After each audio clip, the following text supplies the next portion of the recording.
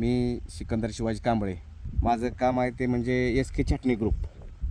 S के छाटणी group व Ajay Adate sir यांच्या माध्यमातून आम्ही ॲग्रोकॅस कंपनी यांच्या माध्यमातून मी काम करत असतो. काम करत असताना छाटणीचं काम सुरुवातीला कशा पद्धतीने छाटणीचं काम केलं जातं ही मी तुम्हाला या व्हिडिओतून दाखवतो आहे. छाटणी करत असताना शेंडा कुठून मारायचा हे छाटणी करत असताना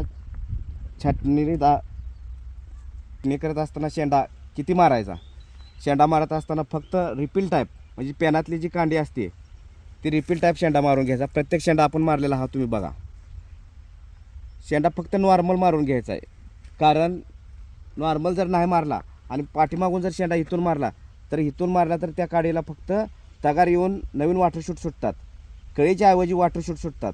त्याच्यामुळे छाटणी ही किती महत्त्वाची आहे या व्हिडिओच्या माध्यमातून तुम्हाला दिसत आहे. आणि शेतकऱ्यांसुद्धा बघा, अजय आदाटे यांच्या मार्गदर्शनाखाली जी ड्रीप आहे दोन्ही साईडला 2 इनलाईन करून शेतकऱ्याला किती महत्त्वाचं मार्गदर्शन आमच्या ॲग्रोकॅस कंपनीच्या वतीने देण्यात आलेलं आहे. ही बघा दोन्ही साईडला कसं टाकलेलं आहे शेतकऱ्यांनी, आणि खतं वगैरे डोस वगैरे बेसर डोस टाकून ऑलरेडी प्लॉट तयार आहे.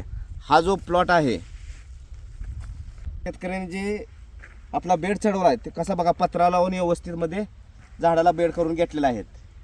अशा पद्धतीनं आम्ही अजय आदाटे साहेब यांच्या मार्गदर्शनाखाली ॲग्रोकॅस कंपनी आणि एस के छाटणी ग्रुप यांच्या वतीनं शेतकऱ्यांना भरपूर असा सल्ला देण्यात येतो.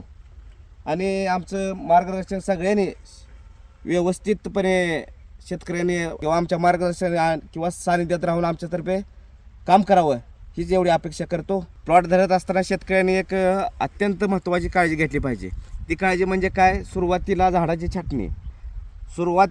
छाटणी जर हुकली तर तुमचा पूर्ण भार चुकण्याची शक्यता आहे. कारण का, एक जर काडी काढली तर ती 4 फळं तुमची निघून जातात.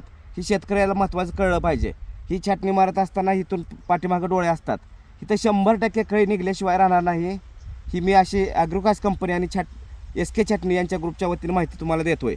आणि दुसरी गोष्ट म्हणजे झाडाला ड्रीप, दोन्हीकडच्या बाजूला 2 ड्रीप आहेत, ही महत्त्वाचं लक्षात घेतलं पाहिजे. ड्रीप घेऊन खड्डे काढून बेसळ डोस वगैरे टाकण्यात येतो, तो मी सगळ्यांनी लक्षात घेतला पाहिजे.